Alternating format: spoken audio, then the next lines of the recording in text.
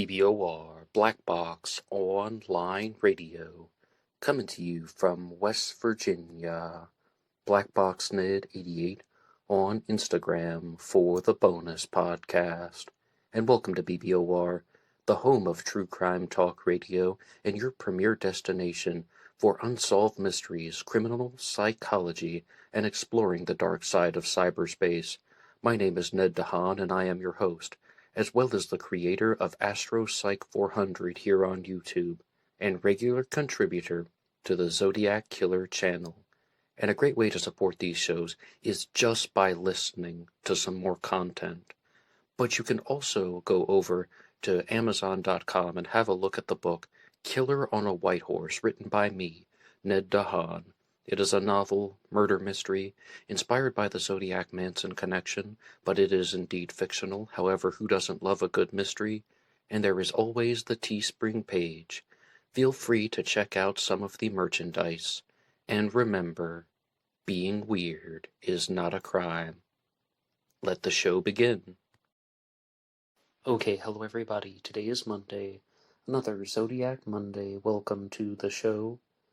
There have been a lot of developments in the true crime world this year. There have also been a lot of surprises within the last 2 years. And I think that the more time we spend following true crime cases, the more we realize that there's a very high chance that some of them can be solved. Because I know if you're a true crime follower, you've probably sat back a couple times, maybe you found something on YouTube, or maybe you were reading a book and it talks about an unsolved murder mystery from over 100 years ago, such as the story of Jack the Ripper, and you're thinking, there's no way there's ever going to be a conclusion. Maybe even a case that's happened within the last 20 years, you might think, there's no way there is ever going to be an answer. It's just a cold case, and it will always remain a cold case, and we simply will not get the answers.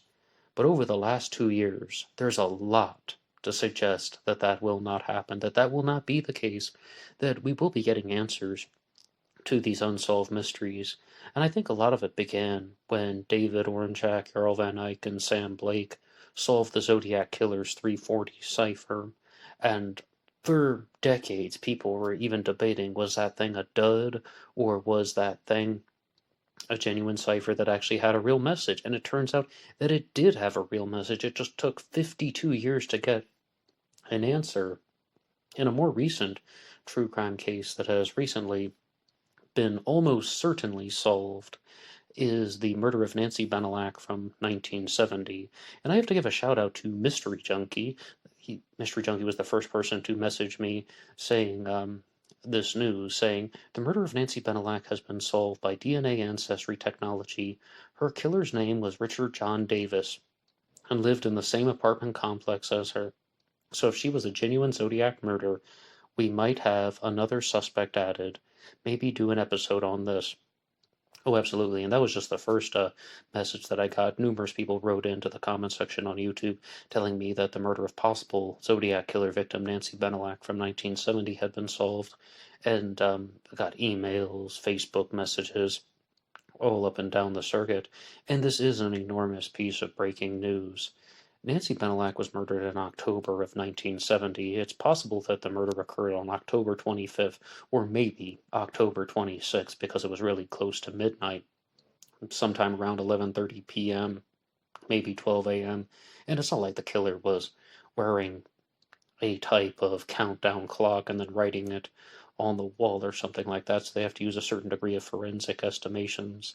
And some people have insisted that the murder of Nancy Benelak is genuine Zodiac activity. Some of these people include Lyndon Lafferty, author of The Zodiac Killer Cover-Up, also known as the Silence Badge. One person who has entertained, I repeat, entertained a connection is Ann Penn, author of Serial Slaughter, Zodiac Killer, and even David Gold, author of My Dance with the Zodiac Killer, who is disputing the facts already, or I shouldn't say that. He is challenging the most recent development in the story. So some people have believed that the Zodiac was a serial killer who operated in the late 1960s in California in 68 and 69, but the Zodiac crimes went well into 1970, first starting with the abduction of Kathleen Johns off of Highway Route 132 on March 22nd of 1970, then the abduction of Donna Lass on September 6th of 1970, and then the murder of Nancy Benelak in the following month, October of 1970. But let's read about possible Zodiac killer victim Nancy Benelak. And this one is from the page on Fox40.com coming out of Sacramento. The Sacramento County Sheriff's Office has solved their oldest homicide case to date, as they've identified the suspect in the 1970 murder of Nancy Benelak. In a press conference on Wednesday, police said that they have identified Richard John Davis as the suspected killer of the then 27-year-old Nancy Benelak. Davis was also 27 years old at the time of the murder and lived in the same building as Benelak, according to the sheriff's office. In 2004, a DNA profile was developed from blood drops found at the scene, and an unknown male profile was uploaded into the state and national combined DNA index, or the CODIS system. According to the sheriff's office, they said there were no matches until November of 2019, when investigators with the sheriff's cold case team and the Sacramento County District Attorney's Office began a forensic genetic genealogy investigation. On July 21st, Davis was identified as the suspect. The sheriff's office said Davis died in Sacramento on November 2nd of 1997. In attendance at the press conference were Sacramento Sheriff and Undersheriff Jim Barnes, retired homicide detective Mickey Links, Sacramento County District Attorney Anne Marie Schubert, a representative of the victim's family. On October 25th of 1970, a court reporter in Sacramento named Nancy Benelak was found dead in her upstairs apartment at Arden Way and Bell Avenue, where she lived by herself, according to the case records. And as I understand, though, from reading about this in the past, Nancy Benelak was actually out with her boyfriend, and they parted ways, and she went home for the night, and as said, she lived by herself. And in some sources, it says that she parted ways with her boyfriend at 11:30 p.m., and in other sources it says that the estimated time of the murder would have been 11:30 p.m. But no matter what, big rest in peace to Nancy Benelak. And she's attacked in her apartment, and there is a struggle, even to the point where the killer cut himself, and droplets of blood, as you heard, were bleeding out from him. And as a guy, I understand from reading about this in the past as well, that the blood trail went out of the apartment and even went down into more or less a courtyard-like area. So that just looks like someone trying to escape. How on earth would they know that that's the blood of a resident, unless they had some way of extracting DNA from all the residents? Well, they couldn't do that at the time, but now we have genetic genealogy. And out of all the true crime discoveries in the last 3 or 4 years, we also have the story of the Golden State Killer, which is perhaps even to this day the biggest case that has been solved through forensic genealogy, like using the genealogical trees to find some type of common ancestor and working up from there. And that is just absolutely giving us hope that many of these cold cases are going to be solved. But I think that you guys are asking for a particular answer. And no matter what, they want to know, is this a connection to the Zodiac Killer? And for a very long time, I've been talking about how I do not believe that there is a connection between Nancy Benelak and the Zodiac Killer, and this new suspect, Davis. Is he actually the Zodiac? Well, I think almost certainly not. Because let's look at how this crime was committed. This was a home invasion. And the Zodiac Killer was so weak and so twisted and so cowardly that I don't think he even had the guts to go into somebody else's home. The Zodiac would attack people when they were in cars in secluded areas. The Zodiac would attack people who were blindsided and unable to fight back, whereas the murderer of Nancy Benelak did really quite the opposite, attacking someone with a knife in their home. A very different crime. But when I listed those three people whom were proponents of a Zodiac Killer Nancy Benelak connection, I read this in an unreliable source that Ken Narlow, the investigator, actually believed that there was a connection between the murder of Nancy Benelak and the Zodiac Killer, and I'm pretty sure I read that in Lyndon Lafferty's book, The Zodiac Killer Cover-Up, because Lafferty was talking about how he believes that the Zodiac Killer murdered Nancy Benelak, and he cited Ken Narlow as an investigator that also believed the same type of theory that he did. But one of the points why people think that this person, Davis, could be the Zodiac Killer is because he fooled the authorities for quite some time. He tried to be very methodical about committing the murder because he put tape on his fingertips so he wouldn't leave fingerprints behind at the scene. What he did not anticipate was that there were going to be advances in forensic technology. That forensic genealogy would even be a thing, that people would be able to analyze somebody's blood and match the DNA to common ancestors and then work around. And we have sites like Ancestry.com. There's no way that he could have known about the capabilities of DNA and forensic technology. And he's been dead for a very long time, so he probably never even thought twice about it. Well, maybe I shouldn't say that. I don't know what he was thinking. But the whole point is, he fooled the authorities. And it was even Tom Colbert, who is part of the group The Case Breakers, made somewhat of an interesting statement. The only time I'll ever say anything complimentary about Tom Colbert is he said that back in the day, they didn't have DNA technology. All the police had were forensics, bloodhounds, and intuition.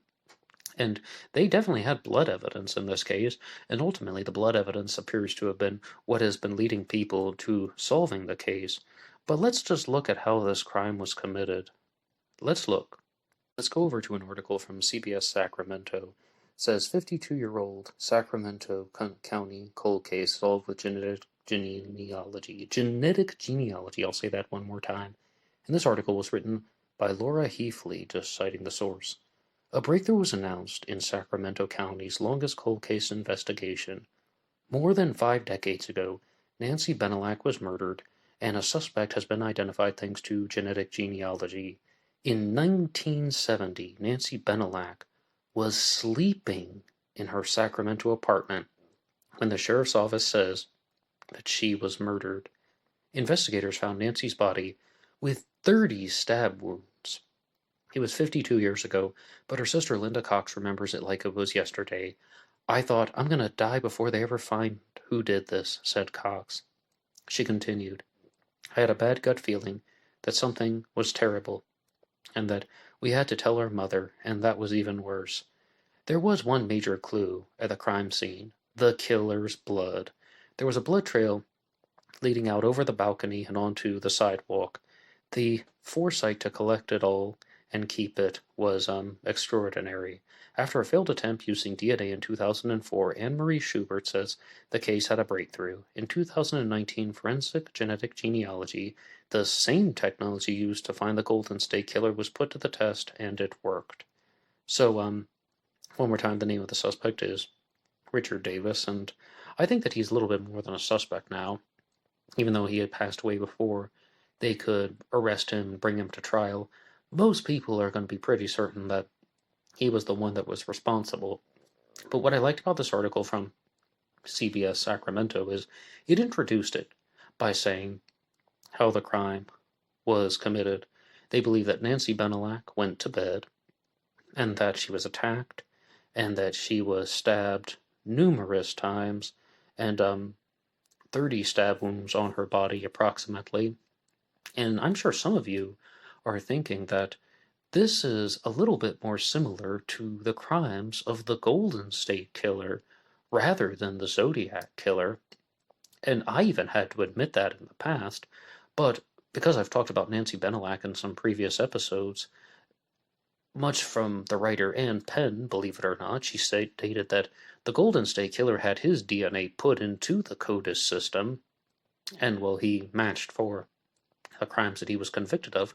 They had a DNA profile in the Nancy Benelak case, and that has been at the top of almost every previous news article about her, that they had the killer's DNA, they were just unable to match it until recently.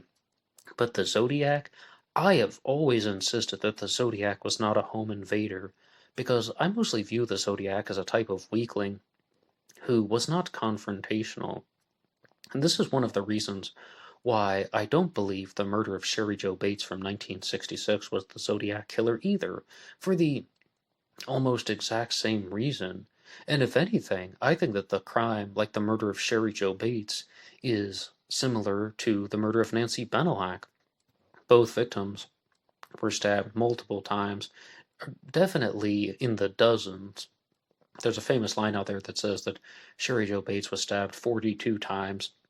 Maybe it wasn't actually 42, and it was something more like 24 or 25, and that the 42 stab wounds comes from including the superficial lacerations on her body. But she stabbed well over a dozen times. Nancy Benelak stabbed well over a dozen times, almost 3 dozen times, and someone who is attacking them when they're in a vulnerable place isn't afraid to get caught, being somewhat stealthy, but still not stealthy enough to leave their DNA behind. But that's just it. I almost certainly do not think that the same person could have done this. Why? DNA. There was a hair that was taken from Sherry Jo Bates's hand that was actually found around the webbing of where the thumb comes to the palm, that was imprinted in the blood, that did not belong to Sherry Jo Bates. And I was watching Ken Mains's video on Unsolved No More, and he openly said, though, unless it's that person's DNA that they're trying to convict, they won't get it to trial, and they also will not even get a warrant in that case.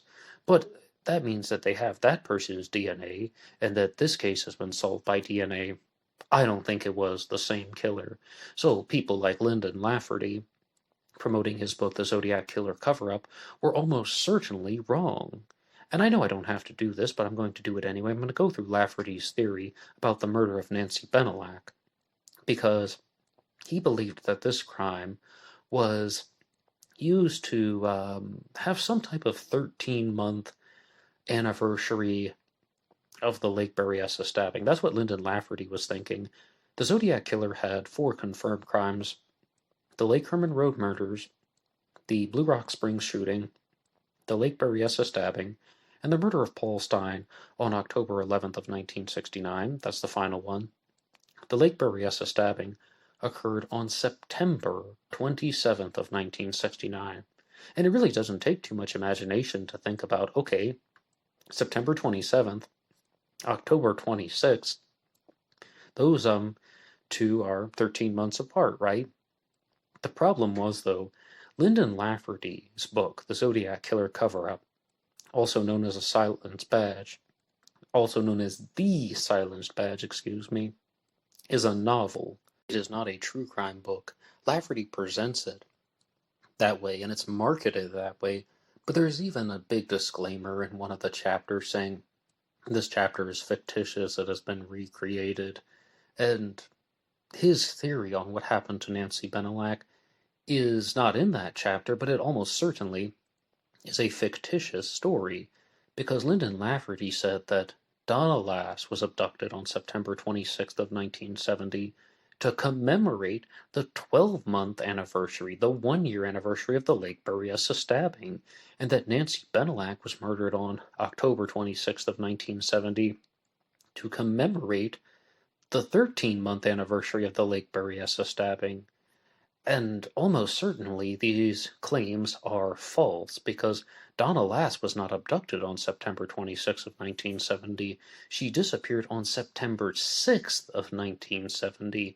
Why Lafferty chose to mess around with that particular date, when almost certainly he would have known better as an investigator who had followed this material for 35 years at the time of writing the book, or at least when the book came out, is beyond me. I really have no idea why he fudged that particular fact other than to tell a story that he thought was interesting, even though it's blatantly lying if you're calling it true crime. What did I say in the past? Not a true crime book, but a false crime book?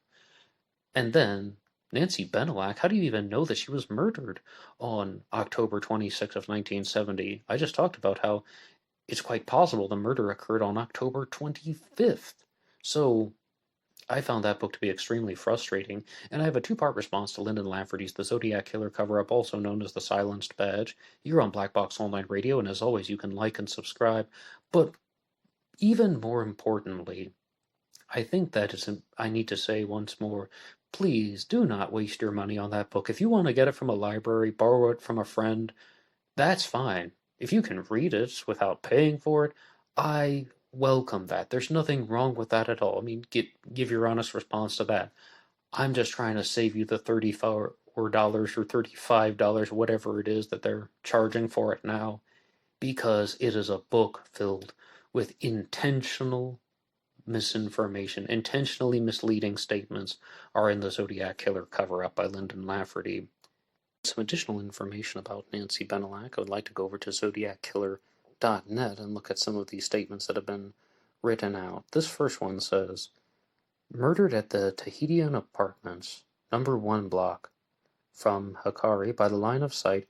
It was only across Glendale Avenue over an open field. It could have been seen from Markston Apartments. The court reporter for juvenile court, Judge Robert W. Wool in Sacramento.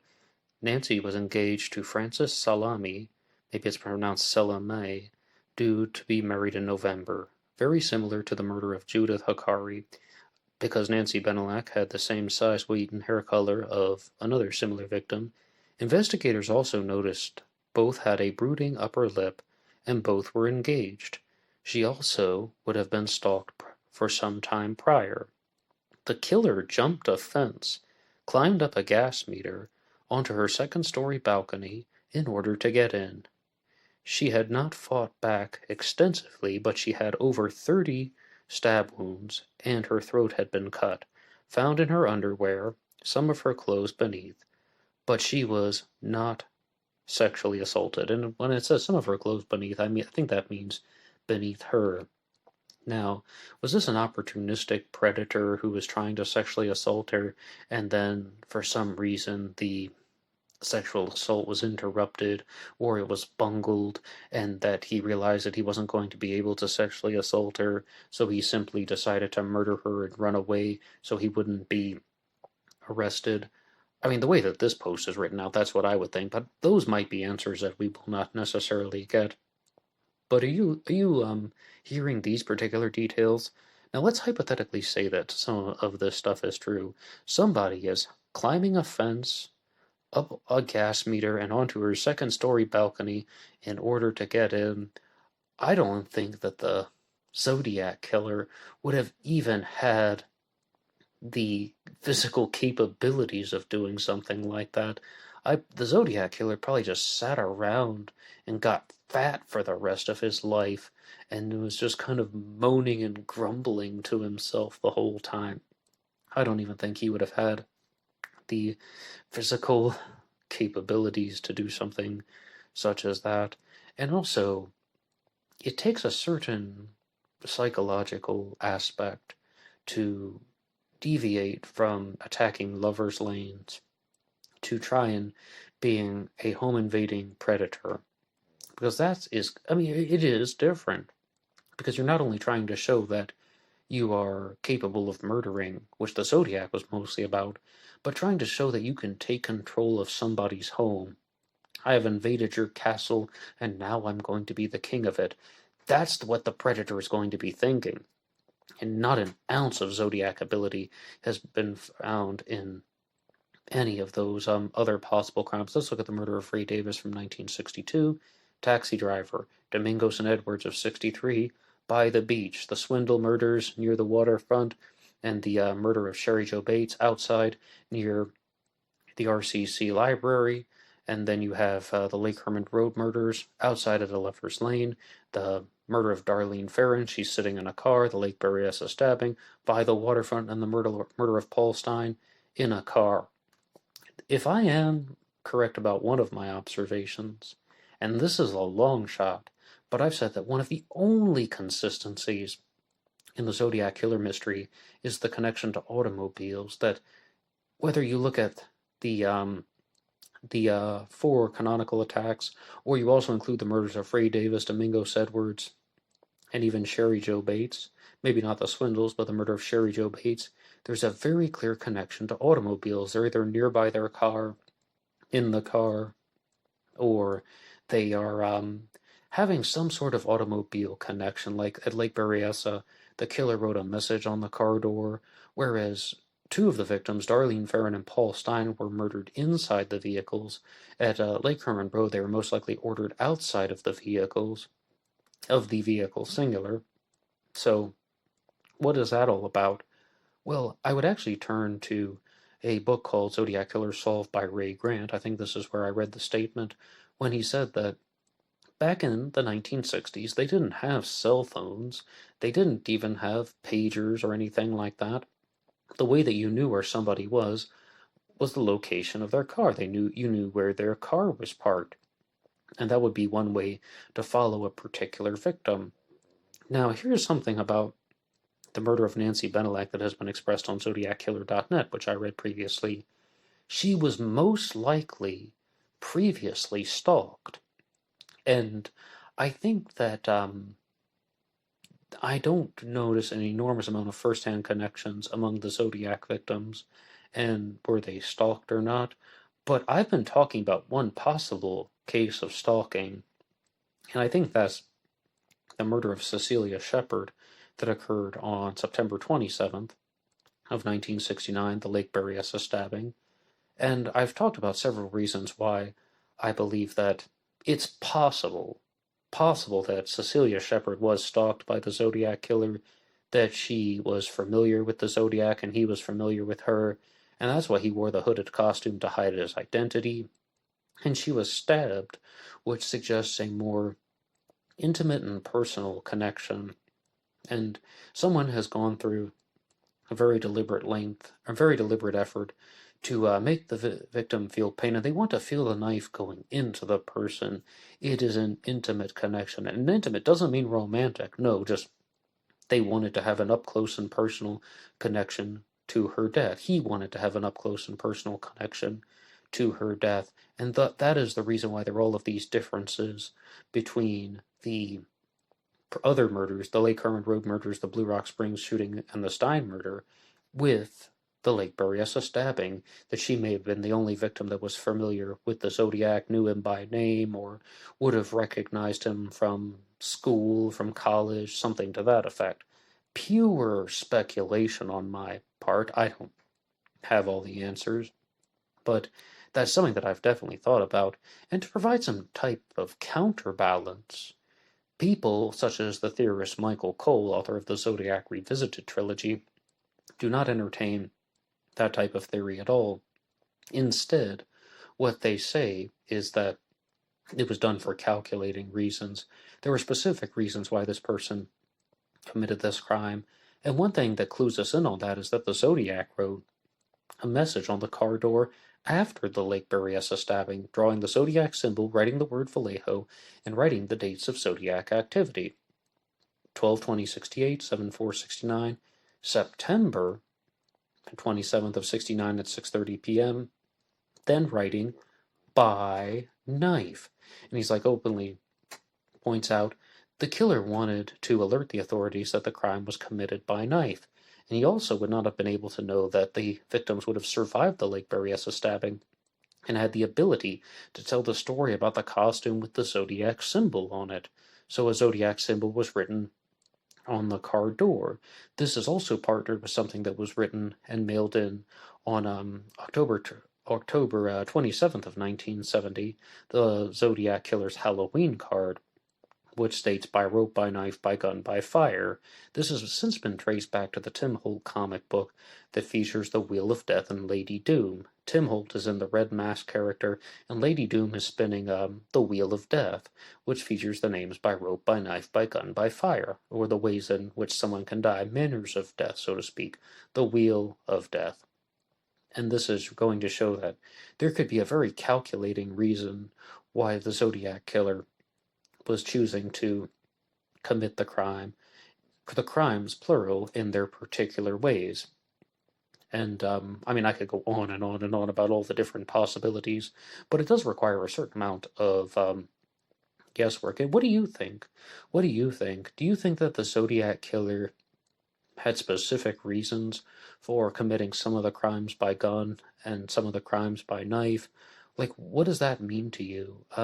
Or do you think that that is all arbitrary and that it's just some type of twisted person who is doing things for his own excitement? I would love to read your responses to that particular question. And as far as the murder of Nancy Benelak goes, the stabbing of Cecilia Shepard at Lake Berryessa and the stabbing of Nancy Benelak are very different crimes. Cecilia Shepard was stabbed 10 times, and of course there were some other possible superficial lacerations on her body, whereas Nancy Benelak was stabbed much more viciously, which is rather consistent with the way that someone who is in a fight would commit the crime. Because with Cecilia Shepard, she was tied up at Lake Berryessa. She was more or less tied with her hands to her feet in like the hog-tied type of fashion, so she couldn't, fight back. And I think that there is definitely a greater sense of calculation with the Zodiac Killer as opposed to the murder of Nancy Benelak, where someone wasn't afraid of the fight and they didn't care that the victim had the capabilities of defending herself. But I would like to look at one more article about her, and it's from lawandcrime.com. The 1970 cold case murder of Nancy Benelak, who was nearly decapitated while engaged to a public defender, is finally solved. That is the title, and this was written by Aaron Keller. One more time, lawandcrime.com. Authorities in Sacramento County say that they've solved the county's oldest cold case. The victim was a court reporter who was engaged to marry a public defender, but the suspect turned out to be somebody entirely different. According to the county sheriff's office, Nancy Benelak, aged 27 at the time, was last seen on October 25th of 1970 at approximately 11:30 p.m. by her fiancé. She lived alone in an upstairs apartment. Benelak didn't appear for work the next morning. A colleague called her son to go check on Nancy. The colleague's son sought assistance from a manager who oversaw Benelak's apartment. A passkey was used to unlock the door when Nancy's murder was discovered. Nancy was found murdered. In a Wednesday Facebook post, the sheriff's office said that Benelak was 28, not 27. I'm glad they pointed that out because, as you heard, there are some types of conflicting things about her age, but also even more importantly to the investigation. You heard in this article that it states that she left her fiance, parted ways with him at 11:30 p.m. Other sources say they think the crime began at 11:30 p.m. And at this point, though, that is just trying to sort out some of the details. It would be much more important for the investigators at the time if they've already identified the perpetrator. I think that's the most important part. Nancy Benelak was brutally stabbed to death on Bell Street, not Bell Avenue. The stabbing occurred in Benelak's bedroom. Benelak was stabbed more than 30 times and was nearly decapitated, according to the sheriff's office. Officials said at a subsequent press conference that the defensive wounds suggested that Benelak fought back. Miss Benelak was engaged to marry Chief Public Defender Ferris Salome the following month, a Facebook post said. Salome and said Benelak left her sliding glass door ajar to allow her cat to go outside on the second-story balcony. According to the sheriff's office account, the open door is how the suspect made an entry into the victim's apartment by climbing up to the second story and opening the slider.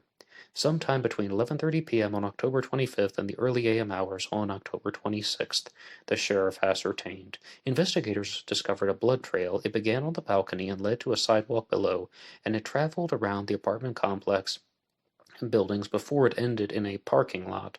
Excuse me for saying that it ended in a courtyard earlier. Appears it ended in the parking lot.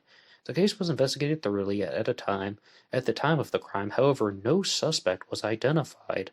Officials explained at a press conference that 500 people were interviewed within a month of the slaying.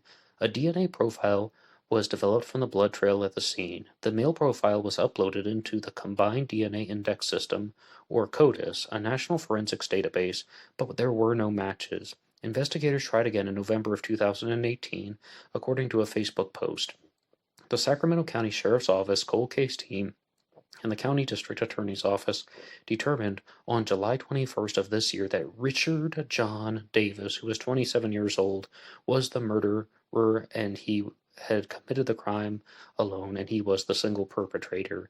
But there will be no criminal prosecution. Davis died on November 2nd of 1997, the sheriff's office wrote. The DNA technology used to find Davis was reportedly the same kind used to find the Golden State Killer. The connection between the victim and the suspect appears to be one of geography. Davis lived in the same apartment complex where Nancy Benelak was murdered. Now, it's very important for us to throw in this particular type of interjection here. This goes to show us that there are opportunistic predators out there. There are people who are stalking. And again, I think it's very similar to the murder of Sherry Jo Bates, because there's the Riverside confession that is mailed in November of 1966 that says, "Beware, I'm stalking your girls now." That's what I would expect from someone who had murdered Sherry Jo Bates. And if there were some way, somehow, that we could connect this guy to the murder of Sherry Jo Bates, I think he'd be a likely candidate. But it looks like he doesn't have the same DNA.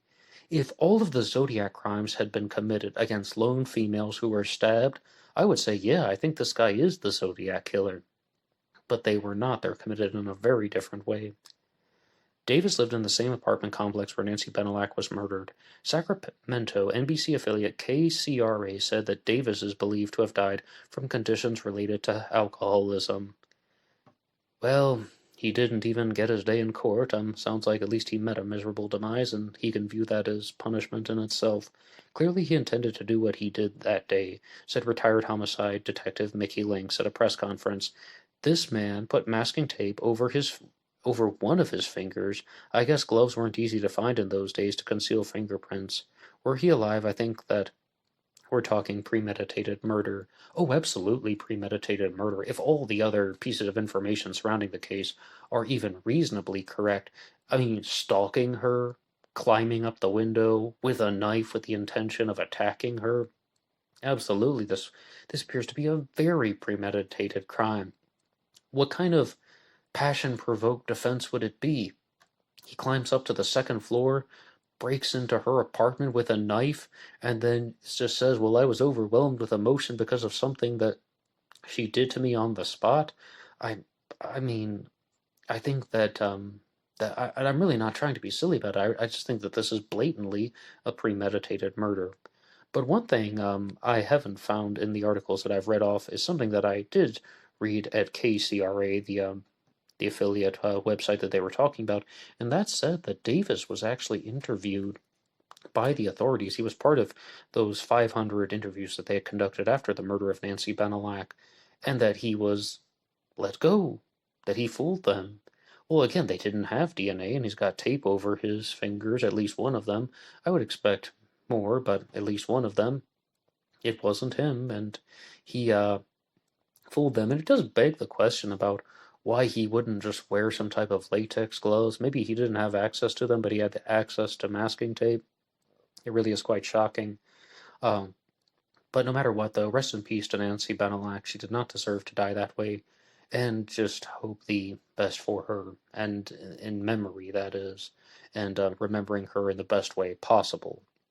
Now, I would like to move on to a different piece of Zodiac Killer news, because some people did not like the name Zodiac Killer News Report, because I'm not always talking about new developments. I'm just talking about the Zodiac Killer mystery in general. It's only called that because I do genuinely respond to pieces of Zodiac Killer news and information that has been published. But another point involves something called the Zodiac Killer hoax theory. and one of the possible participants in it. And his name is Donald Porter.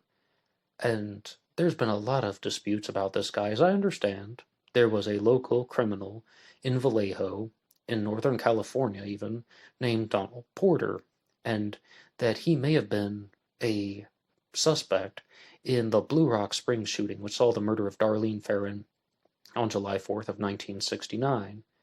And there are some conflicting descriptions about him as well, because the Zodiac hoax theory is promoted by Thomas Henry Horan, who is the author of The Myth of the Zodiac Killer, and in the past he has identified different suspects for each of the crimes, and in the Lake Herman Road murders, identifying David Walliott, another local criminal, and then the Blue Rock Springs shooting, he has talked about Donald Porter in the past, or Jim Phillips Crabtree, the ex-husband of Darlene Ferrin, the Lake Berryessa stabbing, for a while talking about Dennis Lamb, the first park ranger on the site, and then switching to Leonard Lake, one of the Boneyard killers, and for the Paul Stein murder, looking at suspects such as Hesham Zayed, or Hal Snook gets accused of that, and even a new suspect that will be introduced. So, with this guy, Donald Porter, Thomas Horan's description of him initially was he was 6 feet 7 inches tall, he looked like Frankenstein, and he was a very dangerous criminal. And the hoax theory is that there wasn't a single Zodiac killer. Someone was writing letters for murders that he didn't commit, and that person's name was Harold K. Snook, also known as Hal Snook. But why would someone write letters for murders that they didn't commit? And the Zodiac theorist Mark Hewitt has even called out Thomas Horan on that. He's done it here on Black Box Online Radio, saying there would be an enormous risk with that. If someone's going to write letters taking credit for murders that he didn't commit, and then it turns out that he didn't commit them, well, he would lose all of this ego-filled reputation that he's been trying to create. This is the Zodiac speaking. Who cares what? You're just some type of over-aged prankster. You're just some person who's acting immature for his age. You're taking credit for murders that you didn't commit. You look really stupid. That's what would happen if someone were actually to perpetuate a hoax, right? Well, the challenge from the hoax theory is that someone would write letters taking credit for murders that he didn't commit if he knew that there wouldn't be convictions in these crimes. Well, how would he know that? If some of them were committed by confidential informants, meaning that David Walliott, the suspect in the Lake Herman Road murders, was a protected informant, and that he was a real criminal, he was a real drug dealer, but he was also involved with sting operations, where people would buy drugs from him, and then 5 minutes later they get busted in a sting operation, and he had protected status. And this, there's a very big reason why, however, I won't get into that now. Okay, so he wouldn't get arrested for the Lake Herman Road murders, but with the Blue Rock Springs shooting, and looking at this guy, Donald Porter, it's very important to pay attention to the details, because as I first learned about the Blue Rock Springs angle in the Zodiac hoax theory, it was that it was a sting operation that backfired, that one of the two individuals in the car on the night of July 4th, 1969, had been a confidential informant, maybe even Darlene Ferrin herself. And one of the things that supports this is that Officer Richard Hoffman is in the park patrolling maybe 5 to 10 minutes before the shooting took place, and that the target of the sting operation was actually Jim Phillips Crabtree, that there was supposed to be some type of drug deal going on there, and that Jim Phillips Crabtree, the ex-husband of Darlene Ferrin, was supposed to be busted for it.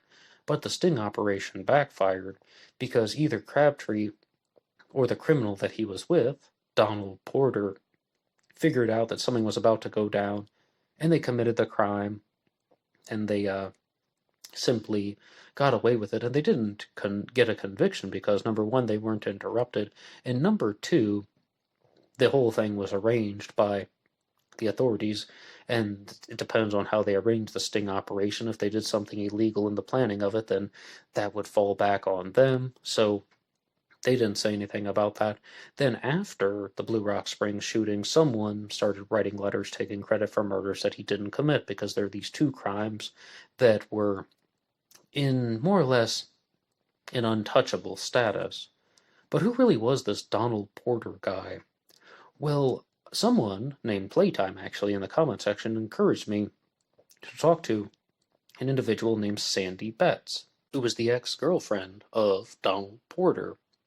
And I didn't get to talk to Sandy Betts exactly. She was part of a discussion thread on the Zodiac Killer. But I had the opportunity to ask a few particular questions, and I'll share my responses in just a second. Or I should say, I should share her responses to me in just a second.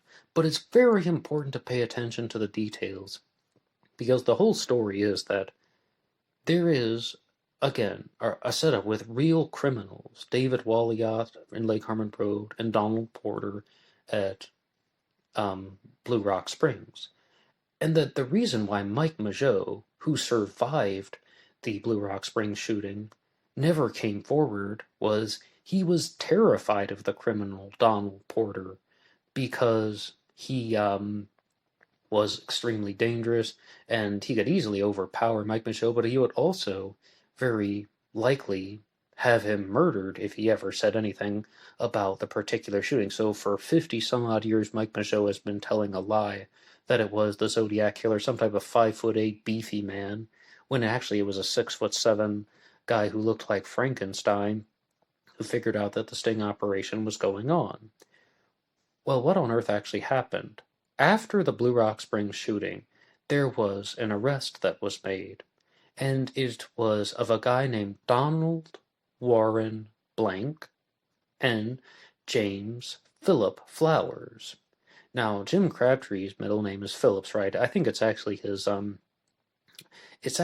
last name, but then he changes his name a couple times, but whatever. Jim Phillips Crabtree, James Philip Flowers.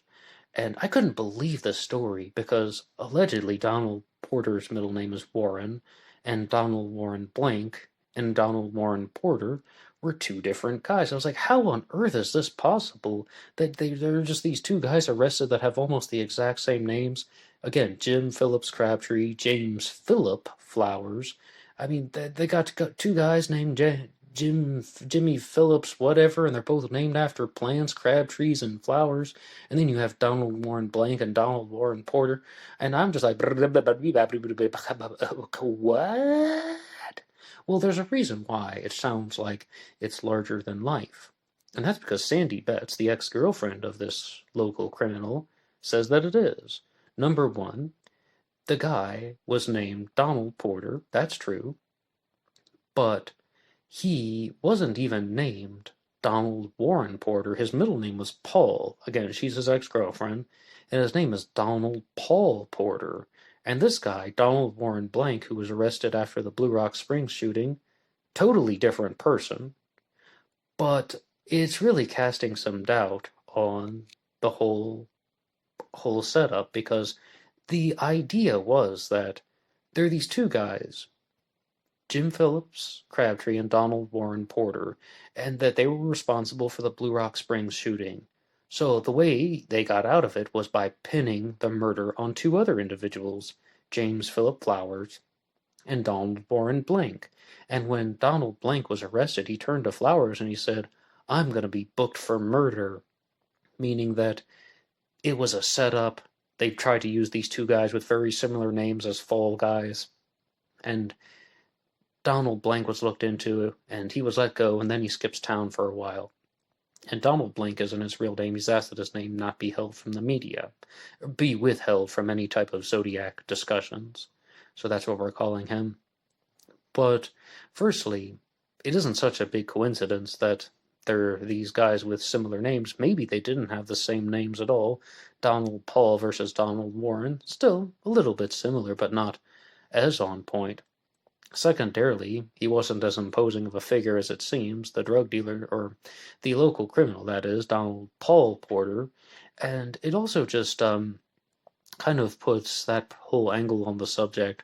Was there a sting operation that backfired, and there's this dangerous guy who's after Mike Mageau, so he goes along with the Zodiac narrative because he doesn't want to get murdered, and that there was a setup with Jim Flowers and Donald Warren Blank because that's how they completely detracted from putting the blame on Jim Crabtree and Donald Porter.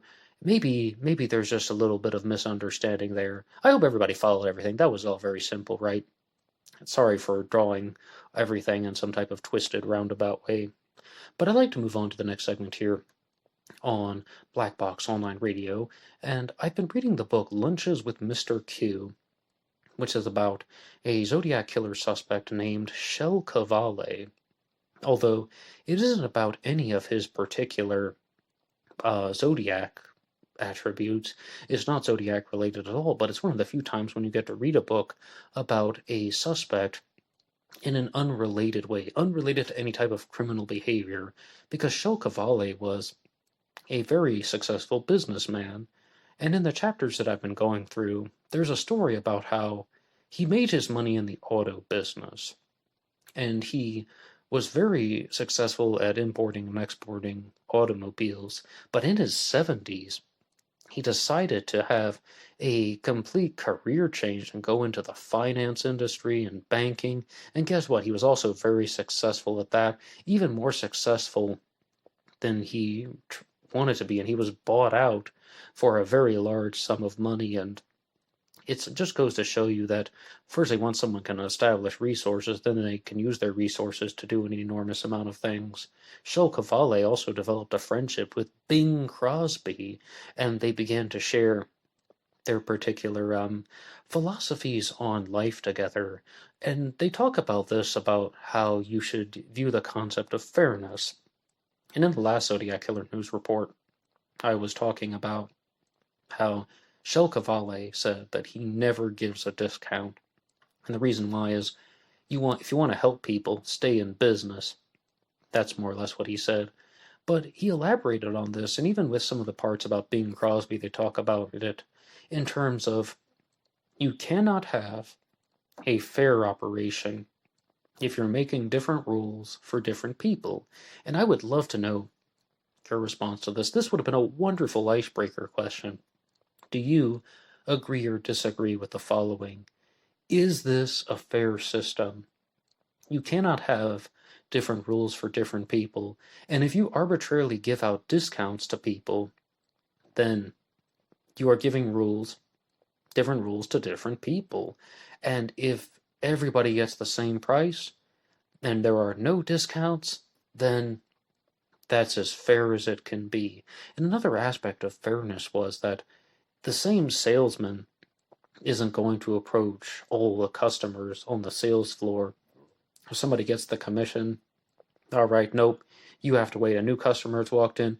It's now person B's turn. This person has to go up. And that goes to show you that Shel Cavalli was very much aware of how people functioned. And he also seems like somewhat of a quirky guy. He's involved in a UFO sighting in the late 1940s. I think 1947 it was, but don't quote me on that. That hasn't been mentioned in the book yet. But one thing that he wanted to do with the auto business was they had these low-riding British cars, the Roadsters, and because they were low-riding, they were called midgets. So they were used in a parade, and Shel Cavalli hired a bunch of circus performers who were little people, or I guess we can say midgets, because that's the title of the parade float, and they had these little people in the British motor cars, the low-riding midgets, and it was called Midgets on Midgets. And I was like, what? I wasn't even laughing at the time. I was just like, this is, I don't know, just kind of a weird, quirky thing to do. Do you remember, though, when, like, they tried to get rid of the word midget, or they wanted to put the word midget as some type of taboo that people should never say, and replace it with little person, but that didn't really stay, and, I mean, just kind of odd how language functions, or how some people are starting a trend and it doesn't always catch on. And the next point that I would like to share on this episode is that for the Anything Goes Friday segment, I did a response to some previous material that had been shared on Black Box Online Radio, almost like a response to some of my own episodes, which I don't do all the time, but I do in some tributes. And there was a tribute that went out to a woman named Marie Ianuzi, who was murdered on or around August 12th of 1979, and it was called The Death of Marie Ianuzi, Full Analysis. The murder of Marie Ianuzi is heavily connected to the murder of Joan Webster, and to be very clear, Marie Ianuzi is not a suspected Zodiac Killer victim, but Joan Webster is. The authorities in the state of Massachusetts believe that a serial killer named Leonard Paradiso murdered both Marie Ianuzi and Joan Webster, as well as 5 other women. He is called Leonard the Quahog Paradiso, and I have several episodes about him here on this channel. And there are people who disagree with that statement, such as perhaps Gareth Penn, author of Time 17, who heavily believed and promoted that the murder of Joan Webster was committed by the Zodiac Killer. And Ray Grant, author of Zodiac Killer Solved and Zodiac Killer Dreams, has said some very similar things. Or at the very least, he is one of the other theorists who has heavily explored the Zodiac Killer connection to the Webster murder. So, who was Joan Webster and what exactly happened to her? Joan Webster was abducted on or around November 28th of 1981, and she was standing in the taxi line at Logan Airport, and some guy approached her and asked her to get out of the taxi line. And again, the authorities say that it's Leonard Paradiso. Believe it or not, I do agree with the observation that Gareth Penn heavily resembles the composite sketch of the person there. But I read this off during the Marie Ianuzi episode, but I would like to read this for Zodiac Monday because I think that it's very important and it provides an alternative to the Zodiac Killer connection to the Webster murder, because this was written by Rubislaw32 on ZodiacCyphers.com. To fill in a few details, in strictly precise form, Joan had flown from Logan Airport to Newark Airport to be with her family members, George and Eleanor, those are the parents, her sister Anne, brother Steve and his wife, Eve Carson, for a Thanksgiving get-together. And as I said, she was abducted on November 28th.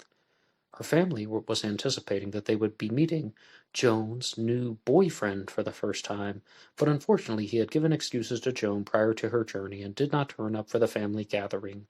Joan's family were never to know the boyfriend's identity. Although Joan had it's that word again, they say intimidated, but I think they mean insinuated that he was significantly older. Joan was 25 years old.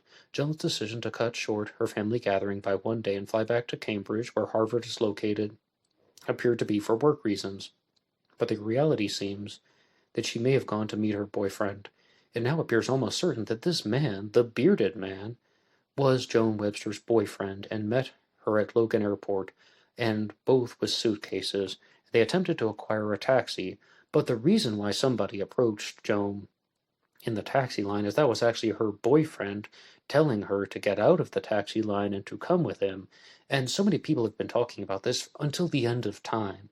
No matter what, if you're saying that the Zodiac Killer was Gareth Penn and Gareth Penn is abducting Joan Webster, if they say that Leonard Paradiso, the serial killer, Boston's unknown serial killer, was abducting Joan Webster because he's running an illegal taxi, then, well, what is the first-hand connection? Why would this 25-year-old woman just agree to go out of a taxi line with a complete stranger who's running an illegal taxi at night in the cold? Why would she do that? It's somewhat of a compelling alternative, even if we don't know all the details of this, and there aren't a lot of ways to verify this person's claim. It does appear that it makes sense. I mean, I can follow what this person is saying, that was a boyfriend, male acquaintance, some type of romantic partner that Joan had. And a final alternative is that Eve Carson, the sister-in-law that you've heard there, has 2 books out on Joan Webster's murder, and as I said, she was a relative of Joan. She has stated that she believes that that is actually George Webster in the composite sketch, Joan Webster's own father, and that he was responsible for Joan's murder.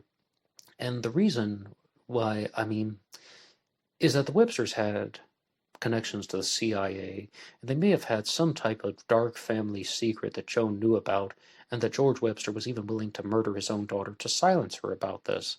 And Eve Carson did once share an email with me that George Webster had written to her, and it did seem very deranged, like someone who sounded sick and twisted, like how the Riverside Confession of 1966 sounds weird and twisted, like that.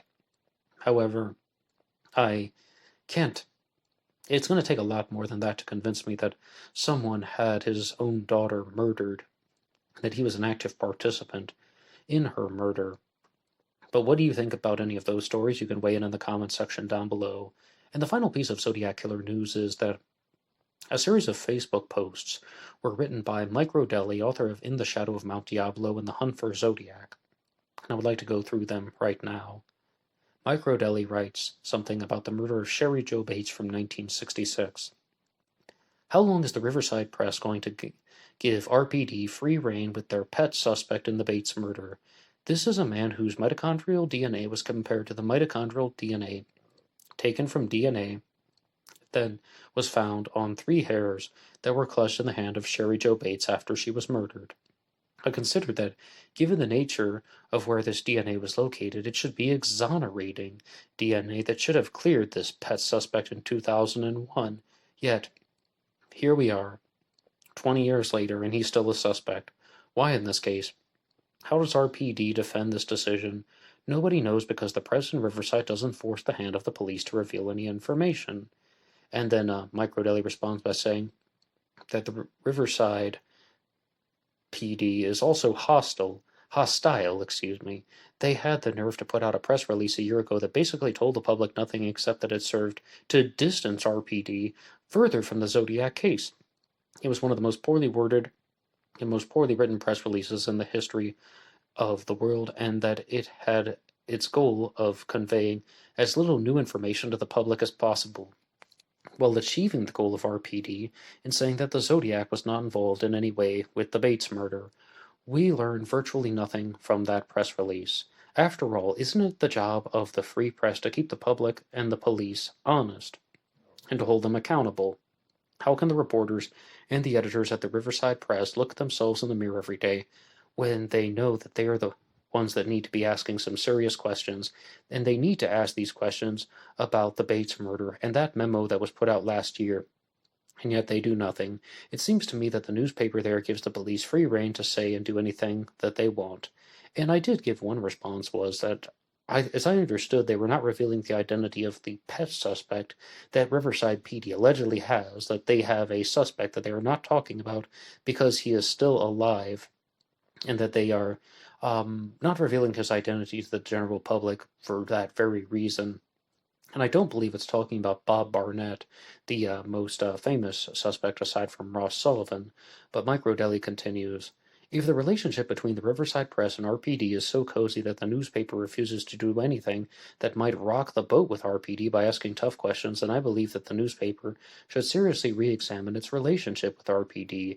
The newspaper also has a duty to act in the best interest of the public and ask tough questions, not mollycoddle the police. If the Riverside Press cannot bring itself to ask tough questions of its own police department in order to keep its relationship cozy with them, then it is essentially acting as a mouthpiece and an arm of the police, which is not the role of the press.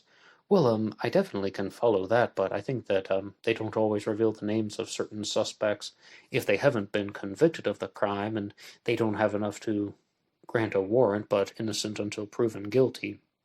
And Rodelli continues, though, after nearly 56 years, the Riverside Police believes it does not owe the public any information about the Bates murder, except to say that the pet suspect did it. Again, I do think that this is a different person, and it is not Bob Barnett, because somebody in one of the Zodiac Killer discussion groups talked to Riverside PD, and they say that they have this mysterious pet suspect, and, it's, I would like to know myself, but I don't know if we will immediately. But at this time, I'd like to turn it over to you guys. What do you think about any of the comments that I made about the murder of Nancy Benelak or the suspect, Richard John Davis? What do you think about him? And I don't believe there's any real Zodiac Killer connection there. I just believe that there are two different killers that existed, the Zodiac Killer and Davis. They were not the same person. Very different crimes, very different MOs, very different motives, very different behaviors. and any type of theory that has been established between the Zodiac Killer and Nancy Benelak is simply a mistake. That's my take on the subject. You can respond in the comment section down below, and then you can also weigh in about the comments made from Shel Cavalli and that challenge question that I asked, weigh in on something about the Zodiac Killer hoax theory and its participants, or you can respond to the comments made by Micro Deli and Riverside PD. Share anything you want in the comments section down below. Anybody can write the show at BlackBoxOnlineRadio at AOL.com. You can also get me on Facebook. My personal Facebook is in the description box, as well as BlackBoxNet88 on Instagram for the bonus podcast. And see you over there. Until next time.